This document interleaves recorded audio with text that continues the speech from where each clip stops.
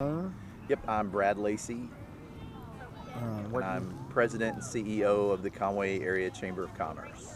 Go ahead and just a little bit about Toe Suck Days and what Sure. it's about. So, Toad Sick Days is in its 41st year. It started as um, a group of citizens deciding that we needed a festival in the community, and they borrowed the name Toad Suck from the area um, around the Arkansas River that originally was a part of a settlement called Cadron, which predates Conway. And so the legend of Toadsuck is that in the early 1800s, steamboat captains would make their way up the Arkansas River, and they would often get stuck at Cadron. The steamboat captains would make their way off their boats, go into Cadron, visit the local tavern where locals said they would suck down ale until they swelled like toads. And so the community, when Cadron died, that little community out there sort of went by the name Toadsuck. Um, and so 41 years ago, a group of local citizens decided we needed a festival. They borrowed the name, put the word D-A-Z-E, Dayze, after it as sort of an intro into summer. And we call it intro into festival season in Arkansas now, that we're kind of the first one and the big one. And over the history of the festival, we've raised over $2 million for local education and community development projects. And so there's kind of a mission behind it. It transformed from a community-led festival into a wholly owned subsidiary of the Chamber, because as the festival grew, it sort of outgrew volunteer what volunteers could do, and so now the Chamber owns the brand as it has for several years, and we put on the festival, and this will be the first time in 3 years that we've done the full-blown festival, and we're just really excited to get back out. And this is kind of the kickoff, which is our Toad Roundup. There are toad races here, and you can see the kids are trying to find their toads, and we'll bring them to the festival. All right. Now, I'm pretty sure we all know why it was shut down, but do you want to just elaborate just a second on that? Sure. So, in 2020 and 2021, obviously, we weren't able to have the festival because of COVID. We tried to be innovative in those times, and we sort of broke different components of the festival apart and had individual events that would allow us to be outside, and people could still experience pieces of the festival. But this is the first time since 2019 that we've actually had the full-blown event. Awesome. Okay, just real quick, a few things that are going on in the big event when it comes on. Sure. A few things.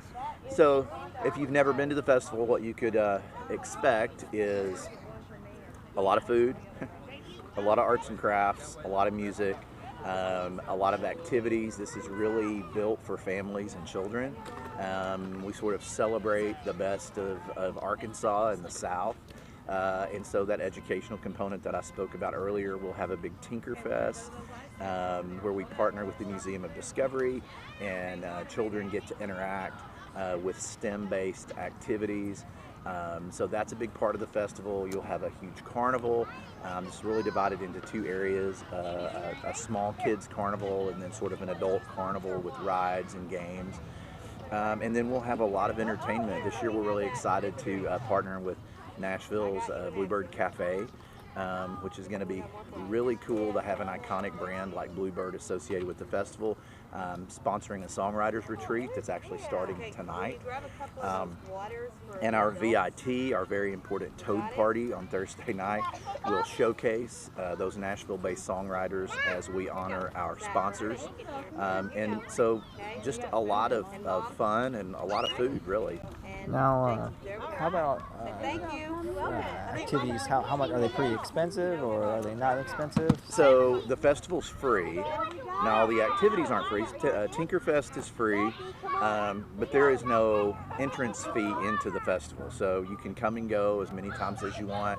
Obviously, you pay for your own food. You'll pay for tickets to the carnival and games, but there's a good number of activities that are free. The toad races, for instance, We'll do toad races all weekend, and those are free. And if a kid shows up and they don't have a toad, they can borrow a toad and participate in the toad racing. So it can be affordable for folks. Okay. Awesome. So can you tell me your name and what you're here for? Stephen Lemp. I'm here from the Museum of Discovery. We have a bunch of activities here for Toad Suck. Awesome. How many years have you been doing this? I've been at the museum for 2 years. Do you do lots of festivals, or is this the... We have some stuff that we do like at the museum itself, and then we have a couple kind of regular events like this that we go out to across kind of in different places in Arkansas. Okay. So this Museum of Discovery, it's located in Little Rock? Yes, absolutely, right on the river. So my name is Grace Griffiths. I've been with the Museum of Discovery for about 8 months now, so not terribly long, basically since we reopened after the flood last year. And we've been out here this morning since about 8 o'clock. We started setting up. This is our Tinker Fest. We've done Tinker Fest a few different times, and I think we've done it at Toad Suck before. So we have lots of different activities where kids can tinker and get hands-on, and it's free, and it's a great event that we get to do. I think it brings a lot of help to Toad Suck too, and getting it to be what it is. Huh? Yeah, and I think it's great because it is free. It really gets the community to engage and have things for kids to do that are free that they otherwise maybe wouldn't have access to. So I think it's really wonderful. Yeah, I think they have a lot of fun. Even with simple activities like this activity I'm doing, it's just cardboard and chalk, and kids can have fun for hours if they want. Imagination is amazing. Exactly. I wish we all could have a little bit of that. Right. I wish I could retain it all. And kind of working at the museum, I get to use some of that and tap into my inner child in a way, so it's fun. Now, personally, is that just something you've always been interested in? Is helping with children and just being a part of really growing their minds? So I have kind of an interesting background where my background is more in science, like biology and ecology research. But I got done with my degrees and I realized I didn't want to go into a traditional teaching role or research role. And so I kind of thought, it'd be way more fun to do like fun, engaging, hands-on science and get normal people and kids interested in science. So cool. I looked at the Museum of Discovery and I got a job. Awesome. Well, thank you so much for your testimony. I appreciate it. Thank you. I appreciate you.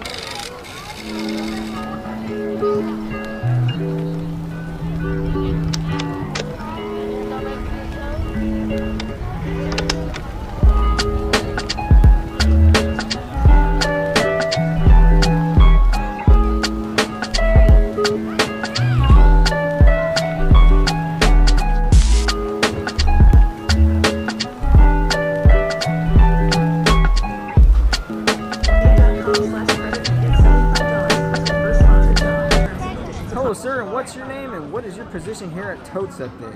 Well, I'm the Toad Master. I get to do all of the toad races and the parades and all of that stuff. It's a lot of fun. So, what is it like daily being the Toad Master at Toad Suck Days?